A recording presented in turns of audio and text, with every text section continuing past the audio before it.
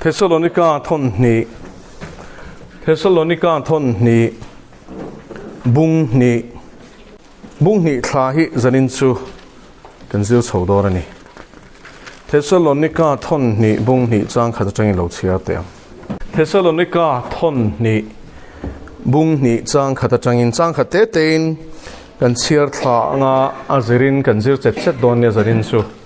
lo chia chanang Nima sila unaw tiu kan lalpa Isua Krista lokal le na le Ahne na kan han in khom na tur thua chuan ati ni Hela hian chang khat na hian thil pahnih asoya Thessalonica thon ni bung ni chang khata hian thil pahnih asoya pakhat na chuan Isua Krista lokal le na pani na chuan ahne na kanin khom na Isua Krista lokal le na le ahne na kanin khom na ti ni tro heng hi eng hun soi na nge eng thil lo thing tu soi na nge le a chan chu Greek tonga chuan in a lokal le na hi chinni na soi chu harpazo lak chho le Perusia local le na la Isua Krista local le na hi chong ni emo chuang ni na thling non ni hei hi kan hriat chia na chu la chan chu voi khataron ka lang engki ma ching fel do na nga ngai na kan nei hi apathian thu lawani Thessalonica thon khat bungli chang som paru ka changa chang som pariatin ka ra chuanin min la chho tura aron kal hun hi mithiang lim lo kan ti ni mo chu thleng masadon chumin nuwa chuan thupuan bung som pakwa kan huangin a local le na ro rel tura khovel chunga ro rel tura ron kal le na a soi le bokani chumi chum chuanin a hmel ma te ti hlum turin ron kal ve thong don ani a mo thiang lim lam turin ron kal photanga le a rap mi alawang ta hi chuan an ne na a hip chho zo kang chu wai mi thiang lim lor kan tia chu lak chho ania harpat zo Greek tong chu harpat zo nia chuan lak chho ti na ni a voile khata in tinan he pen hitian ka da ta harpat zo helai harpat zo ti chu voile khata phi chho thu ti la chu tiang chu ni chu wangin mit khap kar lowa ami thiang lima ma tok tura in pe te chulal pan phi chho do ni chung jing tel tu chuan tu na tanga in puwa cha ngai amen alpa chu fakin ro se mo nakina ti mei su nakina ka in puwa cha me ang a hun kan la nei lom ti su I in pe hun chung hi adu rei don ti riang che chu wangin I lali swai in tikang eron kal don ani le dar ka chu tu ban kan shelo amma ero chu alo kal ma chin chian te hi chiang takamin shela wangin chung chu kan enangai hallelujah harpat zo ti chu lak chawan ya ne na hip chawin kan om do na chu amithian him te lor turon kal khona niang alo kal le na chu khover ro rel sak turin on kal thung don chumi huna chuan Israel ho te thachimit tura sakol sipai thanem takron pung khom te chu aka tanga khandai hriam ton chhuwa ka ti hlum turin alokal le don ani hei hi sakol pani te ro rel top kumsari top lama alokal na soina ni ale Isua Krista lokal le na ti khana chiang em adot le soi chu anne na kanin khom na ti ni chu wangin helai chang khatna hian tirko pol hian a khoi zok nge soi hei hi nge soya hei hi kan in khom na ti nge niang lak chawani tro anne na khom ka nom huna chu wangin amo thiang lim te lam turin ron kal don ti hi thutlung thara hian hun sang azia kin oma thutlung hluya po mo nei tu apin dana lo chuak ang chu ani tin sam som pakwana te kan hu boka tin mathai bung som ni pali chang som ni pakwa chuanin I lali suwa chu nge ro puina le thil ti theina na sat tak nen chum jing ati khian lo kalanga athan te chu kol ki li ata anne na lor chawang ti ni chu wangin chu anne na lak chho na chu harpat zo nia he anne na kanin khom na tiom zia chu mi thiang lim lor tur ron kal na soina ni chu wangin alo kan le na khovel ro rel sak tur ni lovin ami thiang lim te lo lor tura aron kal hun soina ni hei hi kan che thiam te ro ten chang khatna yan Isu Krista local lena ti awang khan voi ni aron kal dona wangi mi thian him lor turin kal masadona khovel ro rel sak turin kal le dona kumsari topa chu wangin a khoi zok nge soi ti kha hria tanga ya adot le chia thu soi hian ami thiang lim te lor tur ron kal tur ni na ron soi fia ta ni chu wangin tu na kan chai tur hi khovel ro rel sak tura tun hun kum sang ruk to palal pa local na ni lovin ami thiang lim te lor masatura aron kal chumi maron kal tur soina ni ti khat siang ta ni chang ni na lalpani chu atheng reng to lalpani ati po hi mi thiang lim lor tura aron kal ni soina ni lalpani ti thutlung lu chang khan en ta ula ki sang sang man ni atlang puin pathian ro re na ni soina ni soina ta na man ni a amosa te chuan lalpani chu engangin thak lel pathian ro re na ni sin ati ni helai lalpani ve thung ero chu ami thiang lim te lor tura aron kal ni soina ni a thleng reng to lalpani mi thiang lim lor hi thleng reng to ti na tharau awangin emo ati chang ni na kan zir le keu don Thessalonica thon ni bung ni chang ni na enong o heta hian Thessalonica ko shanti buai tu zirti na lian tak tak pakhatna chuanin I lalpani athleng to ti tu tharau tiang o ei hruai bo na tharau ni zia chu Thessalonica ko shana khan athon khatna khan tir ko pol chon lalpa ngei chu au thom nen wan tir ko chung nung ber on en pathian to ro ri nen aron kal lo na ti tro chuan chumin kara chuan Thessalonica ko shana khan zirtina diklo kharon tle mana chu zirtina diklo soi fia tu chon tir ko pol hian le khathon patina thon ani chu ta chuan eng zirtina diklo nge lo tle man engin nge ko shan ti boy kan ti chuan ko shana khan lalpa ni thleng reng to lo mi thiang lim lor turin la li suaron kal dei to an lo ti ni chu tiang ti tir tu tharau chu tir ko pol hian ma chhon ani Isu Krista mi thiang lim lor turin aron kal reng to a local dei to ti nas tharau awang khan lo boy su ti na ni chu a chan chu mi thiang lim lor tur la li suaron kal hian kan hai don lo ituna po hianin Aadhaar card hi sakol chin chiana motia la du mi lo tu te mo na thiam takan soya wanga Bible en na chang shmi lo hlaw em la du mi ta lo te hi chu tiang deuh lecture bubina no mani chu mo chuin phumini lowang u he chin chiana ti hi chu mo chin chiana ani I soi mam chop angai lo chin chiana kuding lame mo chala ni anga milim o manga chibai buk angai chibai buk lo chu ti hlum tur ani lalpani chu thleng reng to ti na tharawa wangin mo thu awangin mo adot le chaning mo thu dik lo an the thang ani he satana tactic ani ring lo tu te mo ring lo tu te chu ati boy fa kangai lo ring tu te hinem in beidon chu wangin pathian thu zirti na dik zik thuak ni lo thu puar poleng the darahi setana tactic pakhat apman ro pakhat poi mo tak ring tu te bum tura apmalak na kong khatani chu wangin hemi kong hian min beidona min be me ka tu na po hian thu awangin mo adot le kan ne na changa le khathon awangin mo le kha aderathon tir ko pol minga le kha thon athon ni mi silo apming khan honi chu an zirtina diklo hi mi tenan pom theina turin an mirin taktir ko pola Thessalonica ko shan Thessalonica ko shan din tu hi mo din tu chola li suani ma se ama khamhan ro manga chu mi ming mer chuanin le khan lo wa thon ni chu Thessalonica ko shan ne na chu ti chuan ni chu tiang chu ni mi thiang lim lori thleng ton tia tir ko pola ming khan ho ve sia a bingin aderin le khan lo thon ni chu he nge he ta he nge kan mu setana sia kan mu em do tro tu nge do te pa zo hana kan chiar chuanin bungria chang som li palia chuanin diabolo chu do te pa ni ti chu vai helaya tir ko pol minga dot sei tu kha dot sei tir tu kha setan ani chu ti chuan thu dik lo an the thang ani ti po hi dot bok ani setan hian min bum tur hian mo dot hi min shil na sadon e vi khain tinge a ne kha dot mangin ni em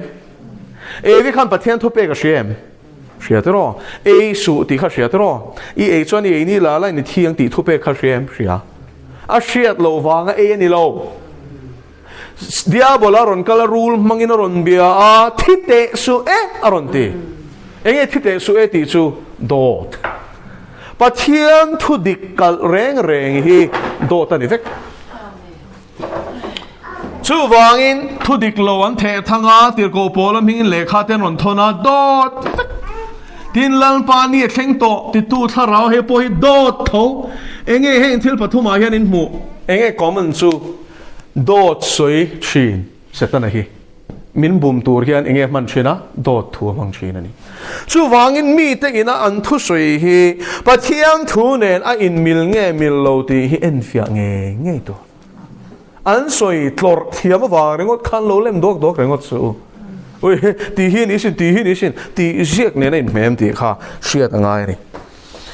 ei Thessalonica ko san po heng ho dot soi awang hian a chan chu a phena chela he mo thil pakhat ka tar lang le duwa heng thu dik lo the dar te tir ko pol minga dot le kha thon te heng zong song hi lalpa ni chu lo thleng reng to ti tu tharau dot thei na tho ve kan heng hi zarina hian kan buan ti sa le thisen ani lo ti hi hriang u he tharau do thei hian ni mitam takte shruai bo tum hian chu shruai bo na tharau chuan tu na po hian khove la hian na sat takin ring tu te shruai bo tumin chana lamek chu wangin dot ne tur chuan enge changkai thu tak thu tak chu pathian thu hi thu tak ani zo hana bung som pasari sang som pasari chu thu tak chu mi ina a shiat ngai pakhat na chuan kan shiat lo hi chan ngai nom lo mo kan shiat lo hi net taka von ngai nom lo shiat ve phota ngai ngoro chu ti chuan ni ti a he ti hian in sia ka sin ti ngam ngai ni chu ti ngam tur chuan mo I bible hi belangai lalpa chu fakiram ro se he ka war lu tuk thei tlat lo hun nu nga mo kan thluk lo na tur chuan thu tak hi kan shiata kan von thata ngai don dot manga setana ina min bum lo na turin thu tak mangin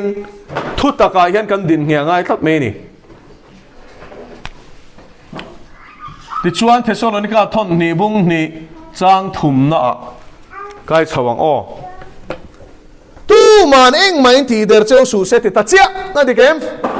chang ni na khang dot chi thum an the dar pakhat na chuan eng mo Isu Krista chu mi thianlim lo turin kal dei to pani na chuan thu dik lo an the thang mo pathum na chuan hey pola nge hian karon zia ka ni hi tin tir ko pola ming te kha der ten an zia ka ni chu dot mang vekin go shan te kharon ti deran tuma ta chon tir ko pola chan chu tiang le kha reng thon lo ti hi ta hian ron zia ka tu ma reng mai ti der cheu su se eng chung changa mi thiang lim lor tura la li so Krista local chung changa tu ma reng mo ti der cheu su se ti der om hi van hlom em tero kan bible na la li so Krista local le na chung chang a soye hi kan shia chian lo chuan in bum kan all don lutuk an se thiam mo hela hian zirti na diklo poi mo lutuk thia darin om nona chu wangin ngun takin lo ngai tha ula thuk san na chu alo thlen masak zeta ati chang thum na sei chu mi thiang lim lor ma a chin chia na theng nge tur ani hei chu mo a mai the ni lo mi thiang lim lor hi mo heng chin chia na thlen ma chu a theng don lo ti bible in chiang takin in zirti ni chu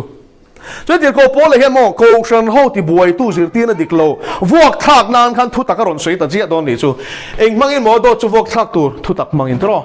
lẽ à suy đòn ta này chú heng hậu hiện mi thiang lim lo tu rin là đi số rốn cái đấy to chú thì khát thì tiền anh lâu thế đó vắc an lâu suy vắc mà sẽ tiền cô bố là chuan ngồi rồi heng thiel pan hi chin chia na pan hi rốn khen mất sắc rất lâu chuan mi thiang lim lo hít lên ngót thề lâu pakhat na chuan anh mỏ kluk san na ati ni kluk san na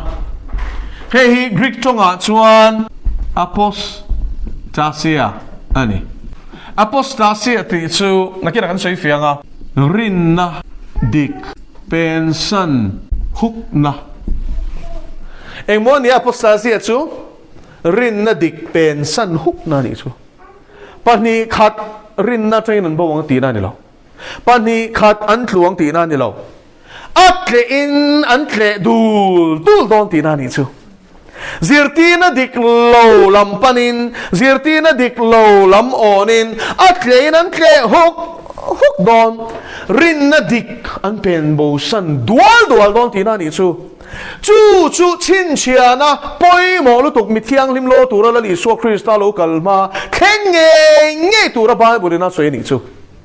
hei hi then si lo chuan mi thiang lim lo ra thleng ngot thei lo chiang emo mi thiang lim lo thleng tu chuan he tluk san na hi ron thlen angai tluk san na ti chu mo tlu ani satlia lo hei sualin min be na salu tu ka oi kalo in sum zo ta lo kalo ti le ta lom le sa da kalo mom le ta kalo ang le ta ti lam pang ani lo he tluk san na hi chu rin na zir ti na dik tak bible ni nge soi ti shekur chung sia zirtina dik lo cho pom nuam ti zo ka wanga on tak na hi ni on tiel tu pa to pa phe chuanin zirtina dik bible zirtina kha dot dik lo ti ta dei a dot ta dei a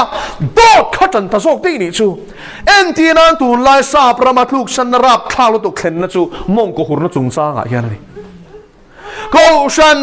member chu soi lo pui thiam tam tak po in he zirtina dik lo hi an pom chan ta tlat me ni chu chumi a chon chiang de wa kan sui du chu methodist ko shan thil thleng me ki ni van doi thla khop me methodist ko shana tluk san na tiang o adang po kan tar lang don tho methodist ko shan hin she mo methodist ko shan shelo tan claim in sui fia lo ki la John Wesley ania adin tu pa chu John Wesley chu thiang hlim na lal pana pek nat lutuk ani thiang hlim na kong kha nat takin zoni chu Methodist ho chu atira chon mo anin din tir chuanin thiang hlim na kong an war lutuk timete an ngai poi mo lutuk tharau thiang hlim na ngai poi mo ti lutuk kha hetia anin khom te hi pathian chi bayan buk ma hau hian sual anin puang ton thin ani John Wesley chuan in tina thian pa bola tiana chuanga ko na voin chumo ka ngai to nei a bol hlo lutuk chumi khami chu ka ngai to lalpa ne na chul thu pha choi na ka de ngai an ti thin tu na te chuan ti ro kan kala enge kan ngai to tu man kan soi lo chang phei chuan ngai tha om dewin kan chu eng ma kan ngai tha lo chen khat phei chu thu soi tu in u nào tiêu thì chân chia anh in xiêm rem té a kiến khoang à ngô ring thari na hemi an mu hi chon mo mak an ti cái tiếng thun soi chân chia một thuk vik se la an ti hey dem zong pon soi lo mak an ti tak tak ni chu a chan chu an ni chu mo dar kar ni ten in khoma mit pon khap ngai lo an ngai thau luk tuk lal pa chu fakelom ro se asa thla ka sin soi fia vak ngai da hiom si lawa mo zoram christian ni mo dik tak chuan ring thar tan chuanin kanin khom na te to pui vak chi pon ni lo tluk san na apostasia rin na dik pen san no huk na hi a theng mek soi fiang o ati ra thiang lim na ngai poi mo em tu ko san hi tu na chuan an in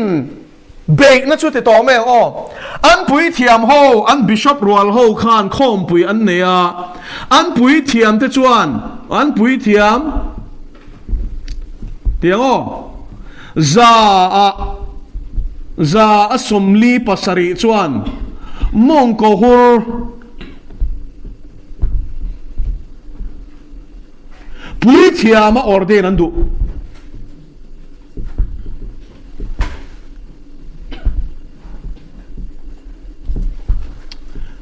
tin he hi ka shilang chu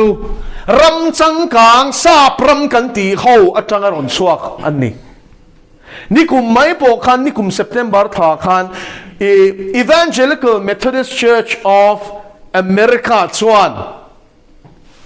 mei chia mi pa a inlet in sha thia mem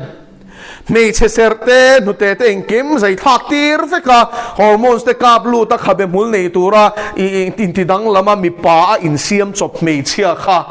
transgender an tia tun la chuan chu tiang chu pui thiam tan an ordain ani rap thak ani o until ti swal hian shia e ma sen ti thau don a chan chu Bible ge do thailo lal pa chu fakeram ro se o an pui thiam za somli pasari ngai to ateu azad ve deu tho in mong ko hur ordain hi an rem ti to ni chu tu ge rem ti lo in shem ram chang kang lo atanga Methodist ko shan shwai tu ron kal khom te Africa te Asia ram chang ron kal te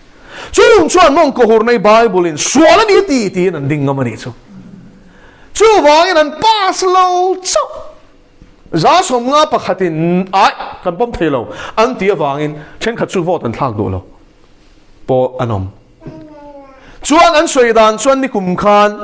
he mong ko hor ordain du lo chung cha nga hian khovel pum huap Methodist ko shan chu a in phel to don an thi ni chu mong ko hor ordain du ti hian an kalanga ordain du lo ho ti hian an kal to don ni chu le huk na ni em ko na member pati khata ni lo tro an pui thiam te hian sual hian pom to ni chu sual hi tham ti sual pom du lo chu mi sual nin ti ril regime mong ko hor pom thelo o mong ko hor an ni ve maya mangai tu ra lom an ti sual mangai hi khoyang e min zir tir Bible a hian sual chu hotak turin min zir ti ni lal pa chu fakerom ro se sual kan ngai thei ni chon mo kan pathian thiang him hian in min ngai thei don lo ti hi siat tu lal pa chu fakerom ro se a thiang ni me kan pathian chu a hei lo poi soi tu ra taman ni ma seleng a ko shan teng e pen huk nei soi tai la chu lo po chu sang ni le pasari khan thil ra thak de umei thenga America rama khwan sa pho te ko mo ngai sang re reng su a enge a battalion in an bo mek tu na khwan sang ni le pasari hian Yale Covenant che mo Yale thutlung an sai na engza tin ngen shem America a evangelist tu kan shetro thushil tu zathum rualin he covenant he thutlung hian sai na ni engen sai chin shem kan pathian Jehovah le musulman te pathian Allah tha pathian ram huai ni chu pakhat an nian ti rap tha ka sin heng ho ma shwai tu chu America ho ina mo the pastor of America anti Rick Warren ani inshallah Rick Warren the purpose driven life ti siak to pa mo ale khapo ta pa sha tla to ke pon ka chiar velom a thama se pathian hi mo aming hi lam mang lo he pa hian ale khapo sia ka hian sang ni pasari dei to khan ngai to teu pathian thu she chang ani lo pathian thu shil tu Bible chip ne lutuk evangelist jathum rualin engting nge Jehovah le Allah ram wai pakhat ani nang ring an ti the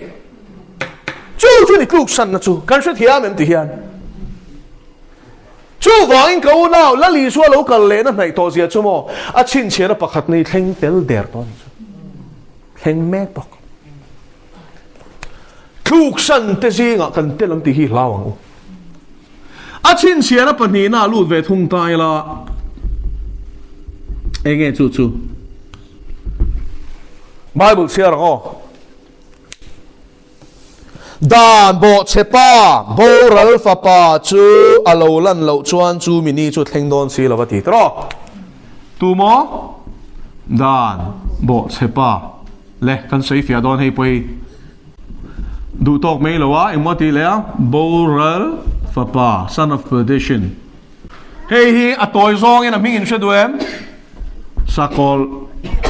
I can say look on a tupo na hian sakol ati awang hian ram sakol emotitat. No ma ram sakol hian khovel chung a ro rel don lo mo. Ma se ram sakol angin mishing si khakol don ti na ni. Ya se thiam. Christian te laka hian kol top don. Voi na po the Epoch Times an Epoch Times an journalist hianin sipai pakhat hi koma chu sipai chu vaccine ala du mi alo ni tuna covid vaccine hi mo America sipai ania ala du mi alo ni karin na ne na ain rem lo wangin he vaccine ka la du lo tia chuanin America in lo hnuaya hianin enge vaccine enge tiang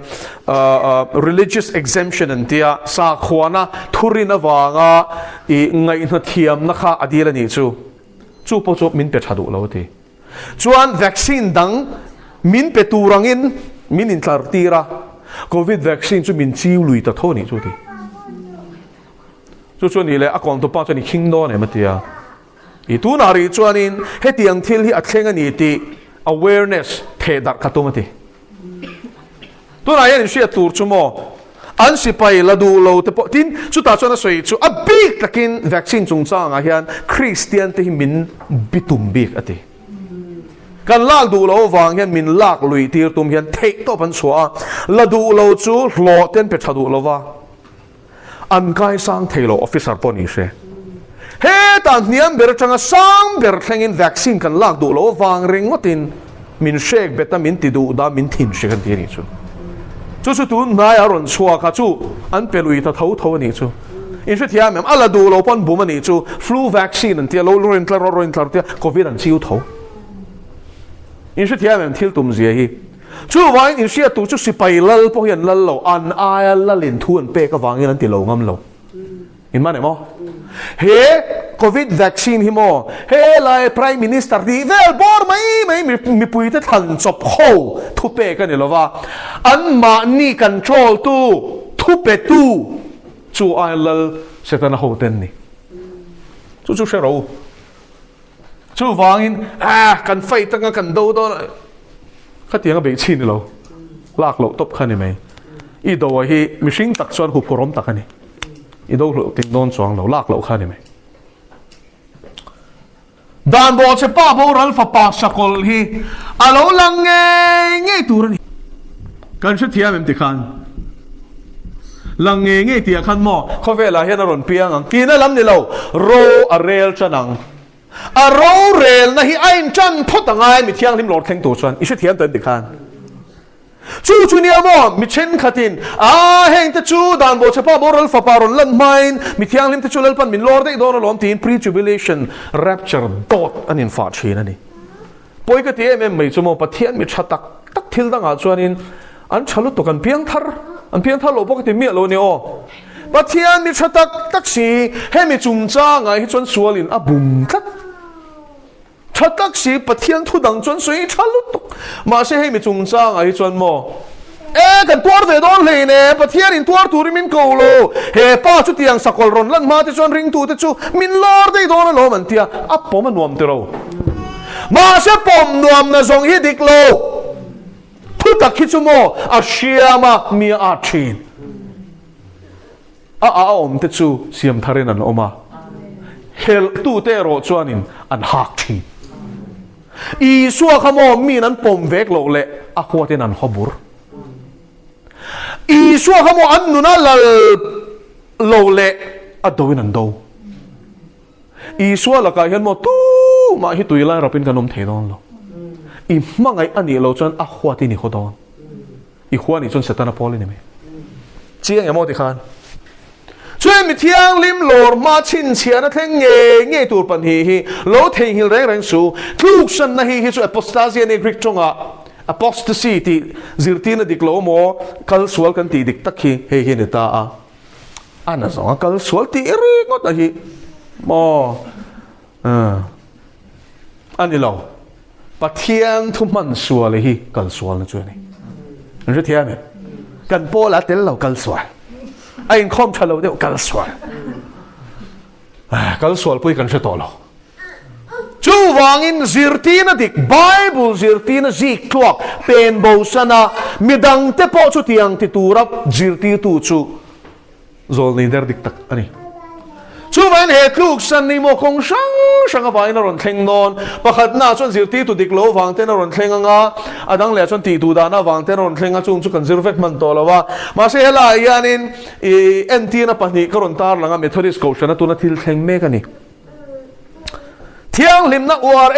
em ko shan kalvung pui em tu khan tu na chuanin a pui thiam za somli pasari chuan mong ko hur chu pui thiam ta na ordain pui thiam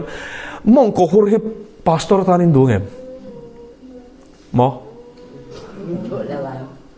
mani me che pui kop ching me chia hi pastor ai nei dungem mani mi papui kop ring chia ni nghe ti don chia na ti po chia lo mo chia ne po ni mei thei ka sha lo khati ang khain pastor ta nin dungem sacrament sem turin dungem te lo lu ka ti chhuak te ro sei zong rengot pon ma se mo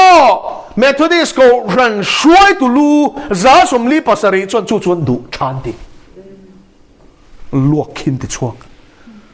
ma se mo chu Bible shil lok na thlen dik na fek Yale Covenant khovela chon lar top CNN TV la po an kom na sa he pa hi chu le khabu zuara shal tlawak waka pathian ming lam mi lo kha le khabu khan mo tunge ping Rick Warren evangelist zathum ashwai swal Yale Covenant ten saina Islam le ina anrin Allah le kini pathian Jehovah hi mo pum khat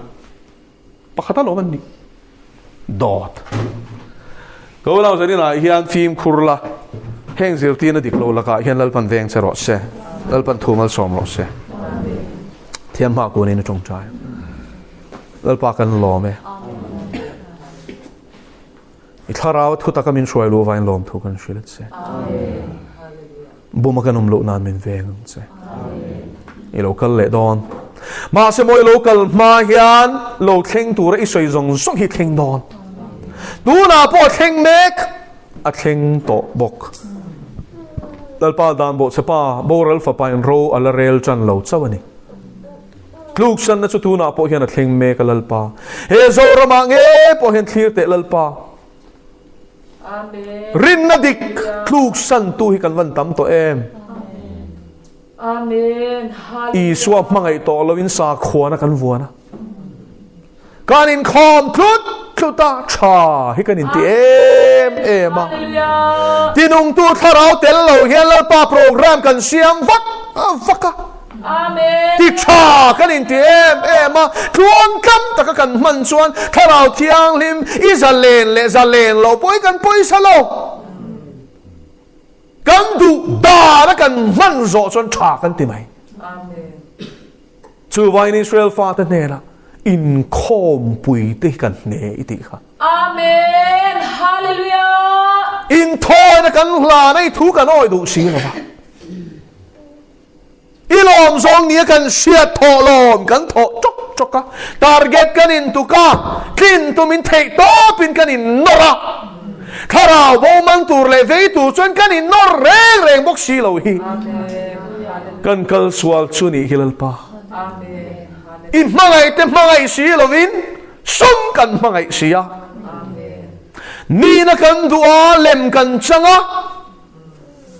chomang takin kanin bia kan ril ru khasia kanin nung chona kanin rel zui vak zel boka lalpa chu chu ko shana ni lo lem changa ni sa khwana mai ni itta te chumo itan ni idu dane nan nung chen i tharau shuai ma pian su pathian fa ten ni hallelujah zora ma hian tharau thiang lim shuai hieng za tak omang mo lalpai ramal lut tur kan vatlem em ko shana membership nei hi ramalu na ni lo i tharau thiang lim nei tu nangin kata iti te chau ilu ti don imishiat ni lo hivan la om em lem chan na ko ra boy to lova nun ta Krista nei tu te kan ni theina turin lalpa thu taka min suai lo tang che Isua Krista min lom thu sei chuin kan di le